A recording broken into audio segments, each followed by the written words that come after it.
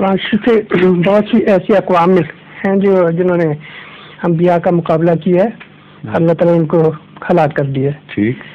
لیکن یہودی قوم جو مغلوب علیہ بھی ہے، انہوں نے بھی انبیاء کا مقابلہ کیا، لیکن قیامت تک اللہ تعالیٰ نے ان کو قائم رکھا. اور اس کی کوئی خصوصیت پتہ نہیں لگتی کیا خصوصیت ہے کہ یہ یعنی سب قومیں ابھی تک چل رہی ہیں، کوئی بھی کلیت ہلاک ہو کے غائب نہیں ہوئی سوائے ایک دو قوموں کے جن کا معین قرآن کریم نے ذکر فرمایا ہے.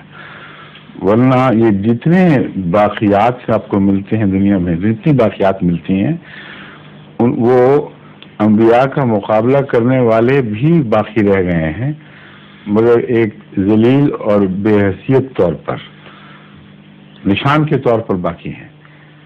جس طرح کھنڈرات باقی رہ جاتے ہیں، ان کو دیکھ کر عمارتوں کا اندازہ ہوتا ہے، اس طرح ان قوموں کی باقیات موجود ہیں. یہ درست نہیں ہے کہ یہ تسلیم کر لیا جائے کہ ان کو کلیتاً صفحہ ہستی سے مٹا دیا گیا. بہت ایسے ہیں جن کو عبرت کے نشان کے طور پر رکھا گیا ہے، بہت ایسے ہیں جن کو دنیا کی زندگی میں سزا دینے کے لیے رکھا گیا ہے. اور بھی کئی ایسے ہو سکتے ہیں معاملات. مثلا شرک کو آپ دیکھ لیں کہ جتنی مشرک قومیں تھیں جگہ جگہ ان کی باقیات دکھائی دیتی ہیں اور چل رہے ہیں اسی طرح، جبکہ باقی دنیا بدل چکی ہے.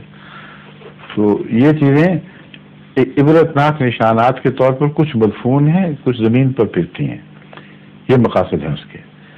چنانچہ قرآن کریم ان کے ذکر میں کئی جگہ فرماتا ہے پھر ہم نے انہیں عبرت کا نشان بنا دیا.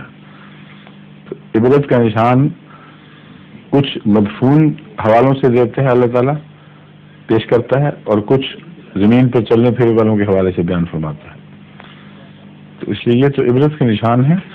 ان کے مٹنے میں یہ بات بھی داخل ہے کہ انہیں ذلیل و رسوا اور بے حیثیت کر کے رکھا جائے گا، مگر ان کے اندر کوئی روحانیت باقی نہیں رہے گی.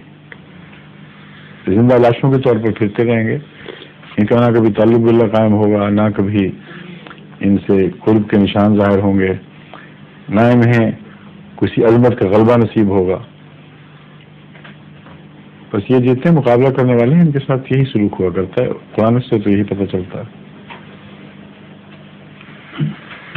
ظہور مہدی آخر زمان